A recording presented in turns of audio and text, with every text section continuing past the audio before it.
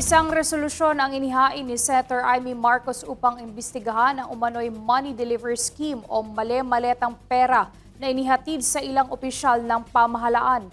Hinamon ng senadora ang mga dating miyembro ng Marines na humarap sa Senado at buong tapang na ilatag ang mga ebidensya matapos ang kanilang pagsisiwalat. Pero si Senate Pro Tempore Ping Lacson kinwestiyon ang kredibilidad ng mga lumantad na testigo. Si Sheena Torno magbabalita.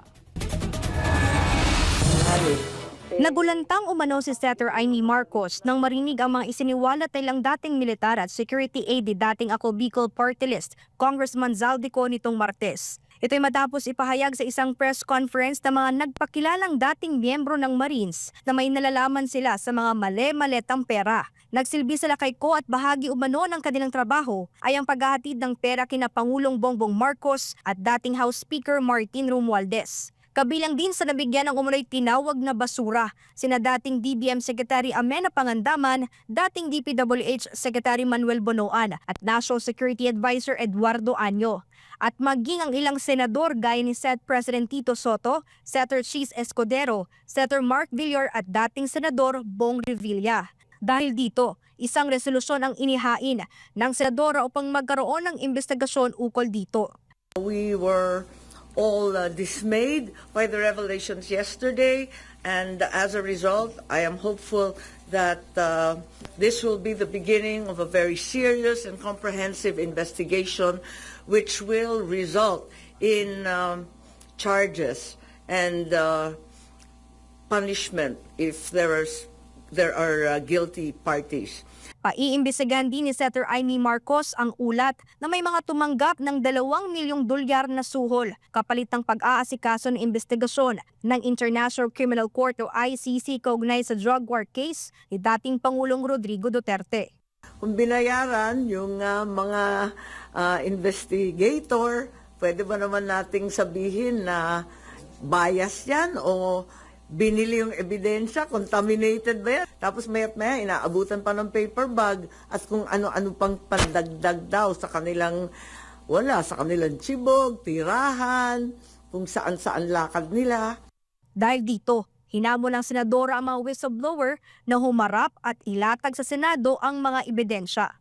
Nananawagan rin ako sa ating magigiting na kasapi ng Philippine Marines na kung may paratang, ilatag ninyo ng malinaw. Kung may ebidensya, ilabas ninyo ng buong tapang.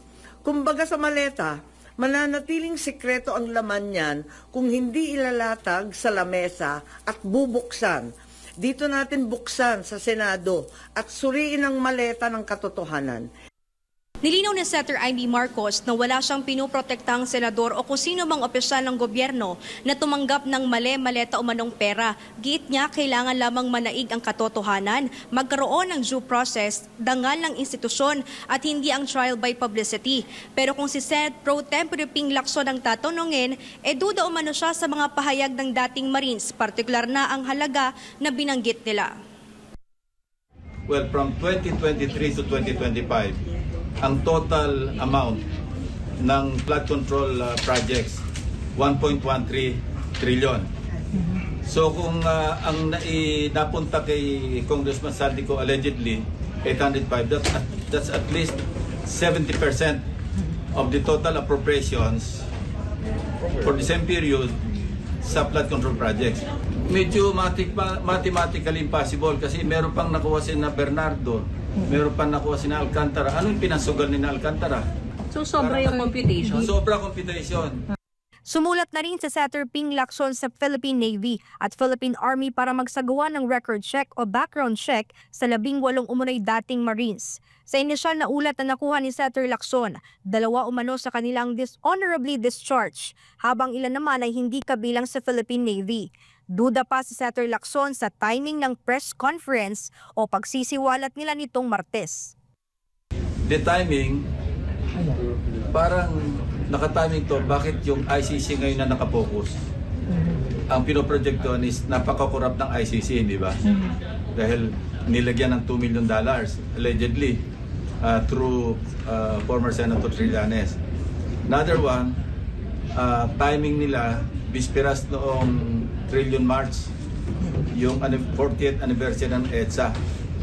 Another observation, parang kung gano'n ang mga pinagbibigyan, parang kulang yung listahan. Kung ako yung mukhang merong political color, not just political color, mukhang merong destabilization na. Gayunpaman, pag-aaralan umano ni Senator Lacson ang mga impormasyon ng mga dating militar bago umaksyon sa inihaing resolusyon ni Senator Amy Marcos. Hindi naman niya inaalis ang posibilidad na umabot sa Senate Blue Ribbon Committee ang mga alegasyong ito. Para sa Diyos at sa Pilipinas kung mahal, ito si Sheena Torno, SMNI News.